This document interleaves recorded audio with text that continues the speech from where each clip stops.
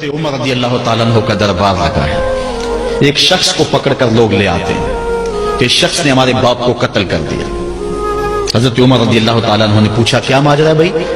اس نے کہا جی واقعی میں ان کے باپ کا قاتل ہوں، لیکن میں نے قصداً قتل نہیں کیا. ہوا یہ کہ میں ایک مسافر ہوں، جا رہا تھا، راستے کے اندر سبز چراگاہ تھی، میرا اونٹ بھوکا تھا، اس چراگاہ میں داخل ہو گیا. اس کے بوڑھے باپ نے پتھر اٹھایا اور میرے اونٹ کو مارا، اس کی آنکھ نکل گئی. مجھے بڑا غصہ آیا، میں نے وہی پتھر اٹھا کر اس کے باپ کو دے مارا، لیکن وہ ایسے ٹھکانے پہ لگا کہ اس کا باپ فوراً فوت ہو گیا. میرا قصد اور ارادہ نہیں تھا، لیکن بہرحال میں اس بات کا اقراری ہوں کہ میں نے اس کے باپ کو قتل کر دیا ہے. آپ جو حکم سنائیں میں اس کو قبول کروں گا، لیکن میں ایک مہلت مانگتا ہوں کہ میرے دوست، میرے بھائی کی کوئی رقم میرے ذمہ ہے، میرے پاس اس نے امانت رکھی ہوئی ہے اور وہ مجھے پتا ہے کہ میں نے کہاں چھپا کے رکھی ہوئی. اگر آپ فیصلہ کر دیتے اور میری گردن کاٹ دی جاتی ہے تو وہ امانت جو میں نے رکھی ہوئی ہے سنبھال کر کے، میرے علاوہ کوئی جانتا بھی نہیں ہے، تو وہ اس تک کون پہنچائے گا؟ اگر آپ مجھے 3 دن کی مہلت دے دیں تو میں جا کر کے اس کی امانت اس کو واپس کر کے پھر واپس آؤں گا. پھر یہ پھندا پھانسی کا میں اپنے گلے میں ڈلوانے کے لیے تیار ہوں گا. حضرت عمر رضی اللہ تعالیٰ عنہ نے فرمایا کہ کوئی شخص تیری ضمانت دے دے تو ہم تجھے چھٹی دینے کے لیے تیار ہیں. اس نے دائیں بائیں دیکھا، پورے مدینے میں اس کا کوئی شناسہ ہی نہیں تھا، واقف ہی نہیں تھا، ایک اجنبی شخص تھا. حضرت ابو ذر غفاری کھڑے ہو گئے، کہا حضرت عمر میں اس کی ضمانت دیتا ہوں. ضمانت دے دی گئی، وہ چلا گیا. تیسرے دن وعدے کا جو وقت تھا، لوگ جمع ہو گئے، دربار لگ گئے، ابھی تک آنے والا نہیں آیا.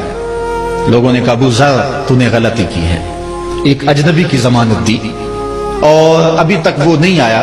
اور میاں صاحب فرماتے ہیں ایک بار جو پھنگی اڑ جاندے ہو پھر کدی نہ پھنس دے. ظاہر ہے وہ چلا گیا، واپس تو نہیں پلٹ کے آئے گا، اسے پتا ہے کہ آگے سیدھی سیدھی میری موت ہے، تو تم نے یہ کیا غلطی کی؟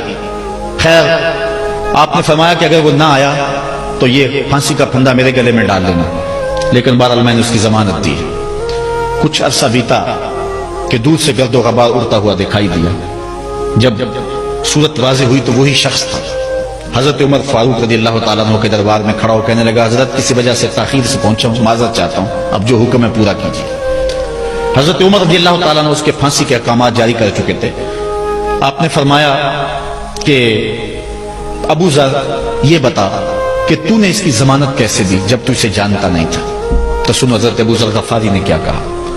کہا ایک اجنبی میرے محمد کے مدینے میں پناہ مانگ رہا تھا اور اس نے چاروں سمت دیکھا اور کوئی شخص نہیں تھا جو اس کو امان دیتا اور اس کی ضمانت دیتا، تو میں نے اس لیے ضمانت دے دی کہ نہ بھی آیا تو اپنی جان چلی جائے گی. کل کو یہ تو نہیں کہے گا کہ محمد کے مدینے میں کسی نے ضمانت مانگی تھی، پورے شہر میں کوئی ضمانت دینے والا نہیں تھا.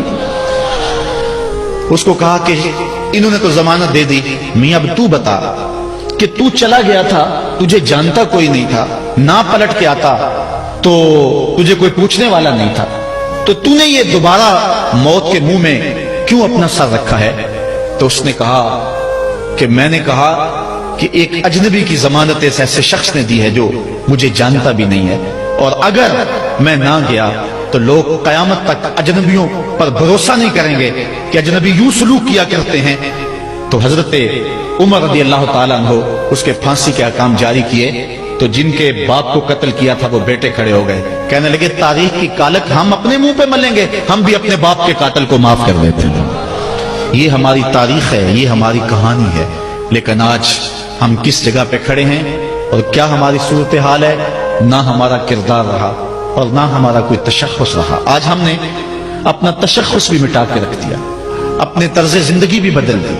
نہ ہماری باطن کی وہ روشنی رہی، نہ ظاہری وہ صورت رہی کہ ہم پہچانے جائیں کہ حضور کے غلام ہیں، بلکہ آج بھانت بھانت کی بولیاں بول رہے ہیں. اقبال نے کیا کہا تھا؟